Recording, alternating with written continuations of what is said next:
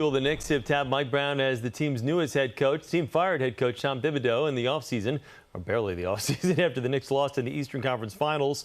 In a quote-unquote press conference Tuesday, Brown says his goal is to build on the franchise's success and win an NBA championship. That would be something else. Joining us now, Brandon Baylor, CBS Sports reporter and host on CBS Sports HQ. Brandon, good to see you again. So Mike Brown obviously has an impressive resume, two-time coach of the year. He's got 4 titles as an assistant with the Warriors and the Spurs. Is he the answer to the Knicks championship drought, or is it the fact that some of the other teams that we thought that were going to be so good, i.e. the Celtics and the Pacers, are not going to be as good now with the injuries that they've had to endure?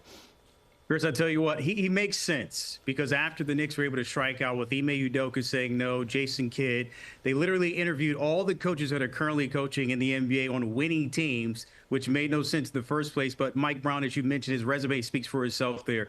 6 finals appearances, and then, of course, when he's been at the helm, 454 wins. On top of that, he's been a part of Hall of Famers and David Robinson, Tim Duncan, those days with the Spurs. He's also coached LeBron James, Kevin Durant, Steph Curry, and now he'll get a chance to coach Jalen Brunson as well. But on top of that, you think about it, he's well-liked around the league, around players. He makes sense. He said his idea was to win championships there, build a winning culture. We will see. It all sounds good in the press conference until we get the rubber to the road there in Game 1. Well, actually, the amount of pressure that he walks into in this job. I mean, under normal circumstances, you take a job in New York, whether it's the Mets, Yankees, Jets, Giants, whatever, there is that inherent pressure that comes with coaching here.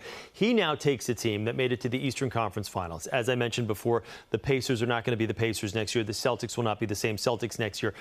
If he doesn't get to an NBA, if he's not in the finals, let alone winning a championship, if he's not in the finals, this is going to be seen as a big-time disappointment. Would you agree? I agree with that. But like you said, you look around the entire conference. He said he didn't want to look at it and see what others are doing with injuries. But it doesn't mean we can't, because you look at Milwaukee, we have no idea what's going to happen with Giannis or who outside of Miles Turner. That's not a winning team. You don't have a point guard because Dame is gone. You look at the Pacers, Tyrese Halliburton is gone for the season, and they don't have Miles Turner. On top of that, the Celtics, Jason Tatum is gone. Jaylen Brown had off-season surgery. So those are 3 teams that were in the thick of it when you're talking about the Eastern Conference. The Knicks, they're healthy, and they did get better with the Mike Brown at the helm. So you look at it, the Knicks have a chance to literally walk themselves to the Eastern Conference Finals. As of right now, it looks pretty for them, because on top of that, when you look at the Eastern Conference, they had 34 wins. If they can get back to that 50-win threshold, and based on what I just mentioned here for all the other teams in the East, it shouldn't be a problem, at least to get in the conversation for an appearance in the NBA Finals. Yeah, well, Brown is a guy, obviously, who's got a reputation for developing players. You know, as you just mentioned, he's worked with some of the best in the business, for lack of a better term. Does that also make him, you know, the perfect fit here? Because there are some Knicks players that probably could have used a little bit more improvement defensively last season.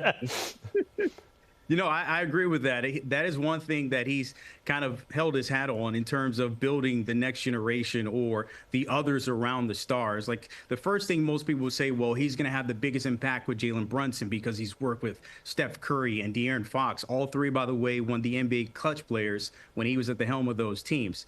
But I think his biggest impact is going to be the combination with him and Cat, trying to get Cat and Jalen Brunson, that pick and roll, something we saw little glimpses of, but never consistently. And on top of that, that second unit, Miles McBride, we got introduced to him in the finals there, in the Eastern Conference Finals, between those 2 teams, but we didn't see too much because, as we know, Tibbs did not like to use his bench. So maybe he impacts that second unit. Mitchell Robinson, can we get more of that rim protection there? Even Cat as well. So I think it's outside of the star of Jalen Brunson and the others that he'll have an impact on. Yeah, I guess there's 2 schools of thought on there. Tibbs does not like to go deep on the bench, but because of the Cat trade happening so close to the regular season last year, they didn't have time to really fortify their bench, and you could say that was definitely a weak spot for it.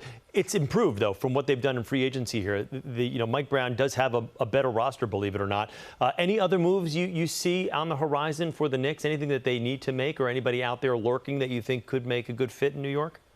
Well, I'll tell you what, Chris, LeBron is not coming to New York. No. We can all kind of hush that now. I know that's been a thing every time he gets close to finding a new home. And they missed out on Kevin Durant. We heard all the rumors about him possibly coming during the trade deadline. We're at that point now where it's almost a second, third tier of, players that are available. So not many big names out there, but one name that I think that would still have an impact on this organization and that fan base and could be a key for that second unit, why not bring Russell Westbrook here?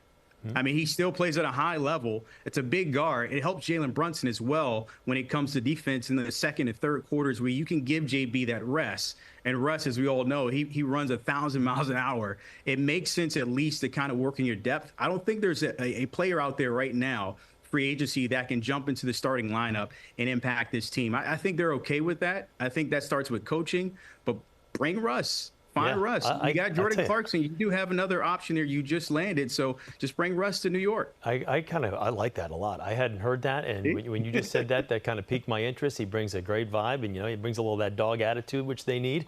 And we were showing a bunch of pictures of Mikal Bridges while you were talking right there. We need him to come on. If you're a Knicks fan, you need him to come on, and more than making 2 defensive plays, in the Celtics round of the division playoffs. So I mean, you get a little bit more from some of these guys, and a couple of additions like that, and who knows, we could be talking about the Knicks winning a championship next year, which would be nice. But I hope to talk to you before that all happens. But Brendan, thanks again for taking a few moments. We appreciate it. Absolutely. Anytime. All right. Good to speak with you. And we will, of course, continue to follow our coverage of Mike Brown and the Knicks and what's next for the Knicks over the course of the days and months leading up to the beginning of training camp coming up in the fall. But